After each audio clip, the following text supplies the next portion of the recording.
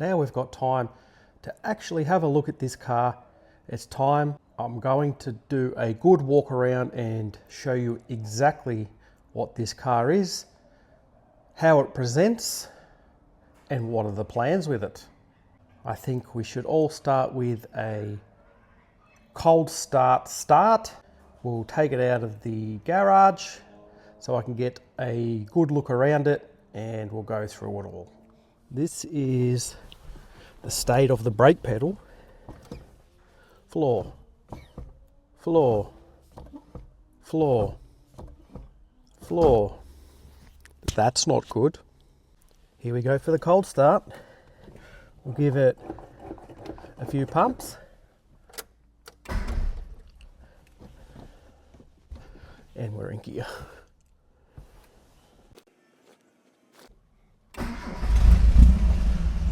How's that, hey? How is that? Starts straight away. That was just a few pumps. It's been sitting for a few days and it is ice cold, and it started straight up.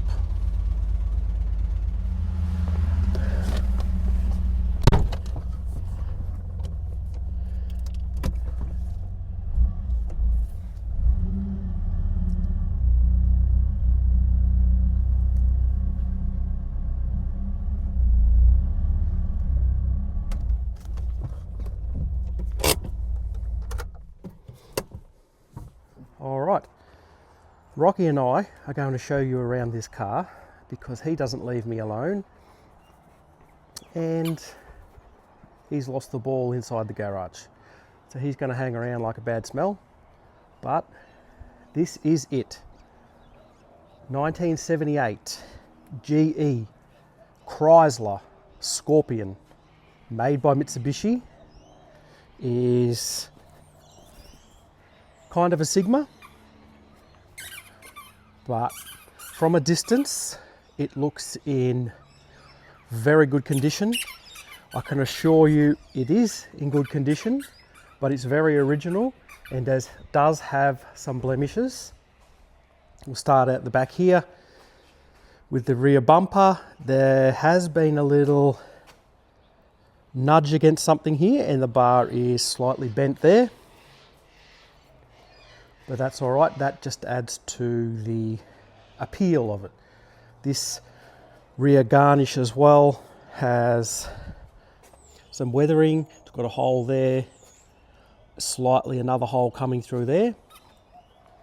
But overall, still in all right condition, but there is some models that come out with that as red reflector and it makes it look like the tail lights go all the way across. I do think that looks like a very good option, but as I've discovered thus far after 2 days ownership of this car, parts are very, very hard to come by. We'll start with the boot, and again in here is very, very good condition. Does have an aftermarket, like it's an Autobahn carpet floor mat, and it still has the original spare with the center cap, which I'm going to have to take out and use for the wheels. I think I'm missing one somewhere. There we go. I can put it on that one, and we've got no missing center caps. We don't need it on the spare in the boot. We'll put it on that. It's still got its spare wheel cover.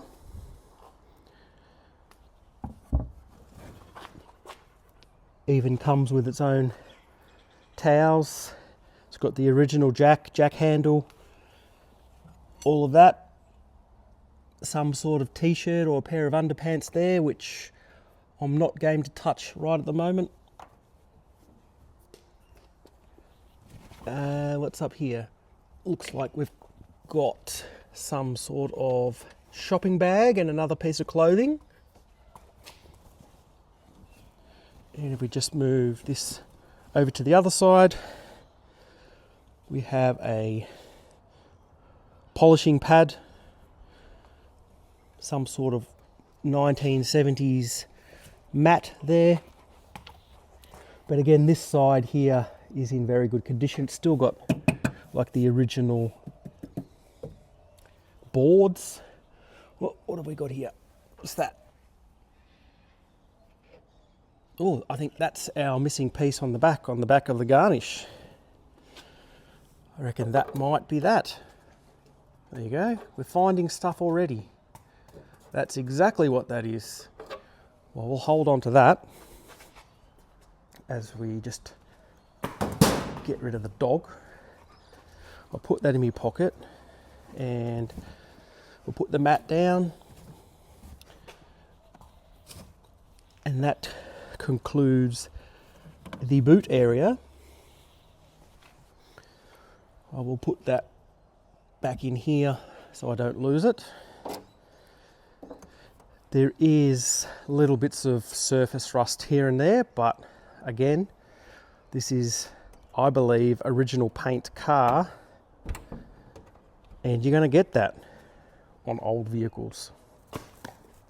Let's head down the passenger side of the car. We have our fuel lock. Now this looks a bit suspicious here, but that is rubber, and you've got a little bit of surface rust in the corner there. Again, no big issue. The previous owner did start to polish his car. That's why half of it looks chalky, half of it looks clean. This side hasn't been polished, but that side has. I don't know if you can be able to pick it up in the camera. You can kind of see there how it's half and half. So I believe the whole driver's side's been polished, but the passenger side hasn't. There is a little colour difference here and here. I think with a good buff, a lot of this will... There's a lot of like dirt staining in the paint. I think with a good buff, it will come up nice and clear and not have any issues. So there's no real big dings or dints or anything in the car. Just on this side here, this is our worst rust spot here, which is in the lower part of the guard. There is, you know, a good finger's view hole there, but if that slice there, cut it out, happy days. And we are running the Astron 2000 in this vehicle. Now I'll just pop, I've got that door locked, so we can't jump in there. So we'll move along to the front, and that's the big crack in the dash, and then the burn spots in the top of the dash from the heat. Again, this bonnet is really dirty. It's looks like it's had some sort of cat or something walking on it. But again, this half of the bonnet's polished, this half isn't. So I expect with a buff, it to more come out like that than that. Just get rid of this dog again. We come to the front.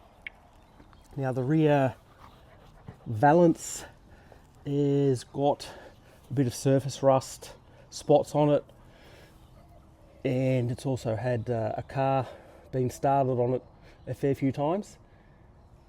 Other than that, it's in pretty good condition. Still running the Tassie plate. I do have this headlight out, but the other three and the high beam's still working, so there's no issues with that at all. Now I'll give you a look at the Monster 2 litre we have going on under this.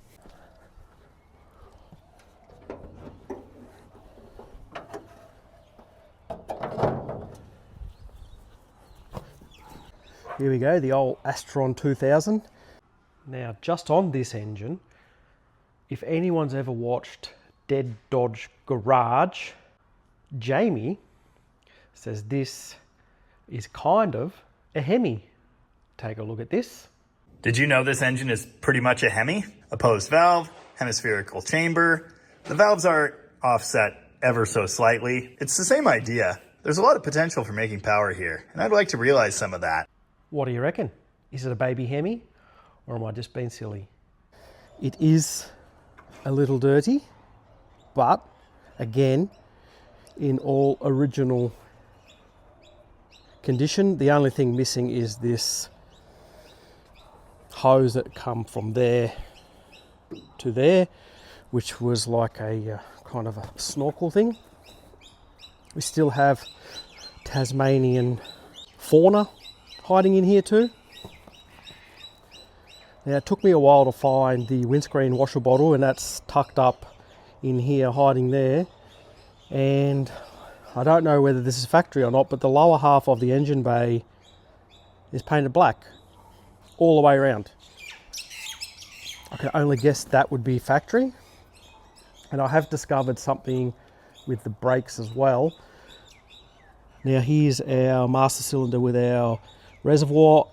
I would assume at this stage this to be the front reservoir, and I've discovered since I've been home there's like a remote reservoir over here, and if we open that one up, we're bone dry. At a guess, I would say that's a big part of the brake issues, that there is no fluid going at all to the rears. At all. And I'd say that's a pretty good assumption of why the brakes are as bad as they are.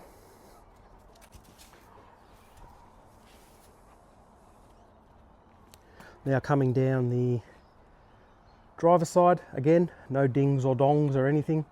Everything's here. Bit of polish on the trims and that kind of stuff, but nothing. There's no rust in rear quarters or anything like that. Now, everything thus far on this car has worked, except for that one headlight and the brakes. Let's pop inside the cabin and have a look in there.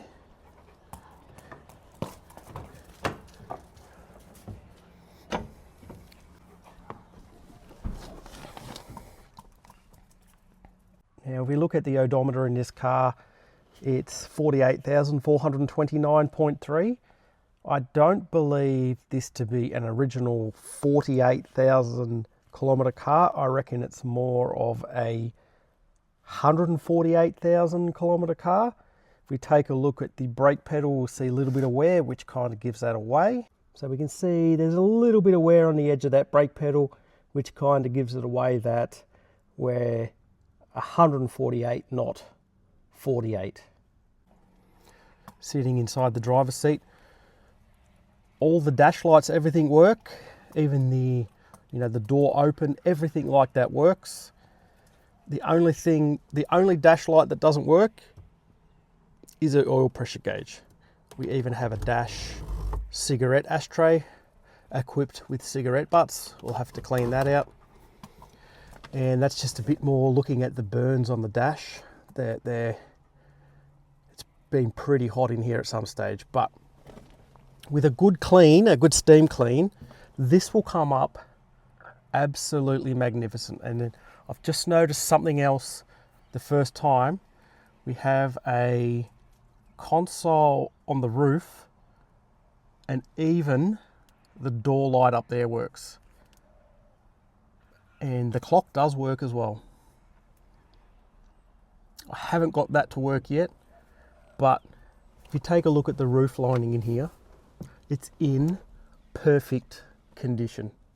Absolutely perfect. The rear seat, we have a couple of little stains, which I believe with a steam clean we should be able to get out, like along with those little marks that are on the rear door trims. Some stains on the vinyl on the headrests, but this thing is in pretty good condition for a 47-year-old car. We have a little bit of fading on the pillars up there, and obviously the center console has had its fair share of scratches over the years, and we do have a little rip in the boot there. The handbrake, I have noticed, is missing the rubber here, but I have discovered it is since fallen inside, so we can pull that out. And I'll just jump out of the driver's seat and show you the condition of that. There is a cigarette burn there, and then we have a little wear mark here. That is all that's wrong with the interior in here. Because we are a hardtop, we do have flip forward seats, and I haven't been in the back, but we also have wind down rear windows, which is really tight. But if we also wind down the driver's window and we close the door, full hardtop feels. Full glass down. How good is that? Not bad for a little Japanese little car, hey?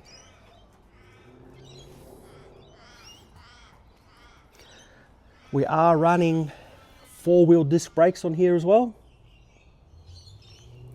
And just looking at that, you can pretty much see that those rear rotors are still rusty, so they haven't been doing anything. So my theory with the Brake Master appears to be right. We'll have a look at the front rotors. They're not much better. But again, we've had bugger all brakes the whole time. And that's pretty much it. Right, I'm going to put it back in the driveway. We'll sum up what we're going to do with it, and you can look out for more videos on this. Hopefully you all like it as much as I do, and let's crack on.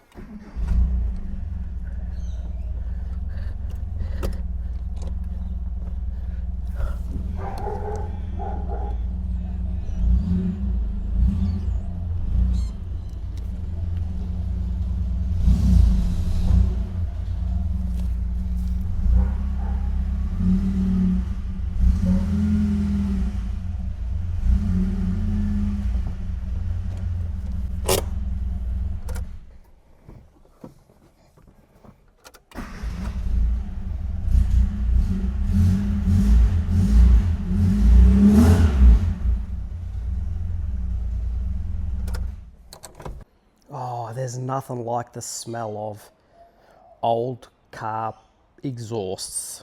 There's just something that brings back the old memories, eh? Looking at the steering wheel from outside of the car, you can kind of see how bad it really is. This section here is all missing, and then we've got a bit wrapped in electrical tape, which is holding some of it together. But then you go down and see a spot right there that's about ready to fall off and crumble. That's how bad that wheel is. But we'll figure something out in the end. We will. Well, that's it, guys. This is my 1978 GE Chrysler Mitsubishi Scorpion. I hope you all think it's as interesting as what I do, and come along on this crazy ride of playing with cars. What do I plan to do with this? Again, as my fleet of cars, this is for me. I don't plan to move it on or anything like that afterwards. The plan with this one is a pretty simple one. We're going to fix whatever is wrong with it and just enjoy it. As I've said before, I really want a manual car. and I've got one, and the drives that I've had in it thus far have been so much fun. It's so much more different driving a manual than an automatic. It's a totally different experience. So I'm just going to fix the things that need fixing. I'm not going to paint it. I'm not going to restore the whole thing. It's going to be what all the car folk these days call the patina look. That's the way I'm going with this. The paint is still in pretty good condition. However, we'll find out more about that once it's had a buff and how much paint is actually left on it. The front guard, I think it's the driver's side, is actually got a bit of wear through it. That's okay. I can live with that. I think it will come up nice. The interior needs a real good cleaning. The brakes obviously need attention. The steering wheel and the dash pad need attention. And there's a big hole in the exhaust somewhere. Other than that, it runs fine, and I'm hoping that there's very little to do to this car. First things first is I probably need to sort out the brakes and get a new set of tyres, because these ones are shot. And then it's just tinker through and get it on the road and enjoy cruising around in it. On that note, I want to say thanks for watching, and I'll see you next time. Ciao, ciao.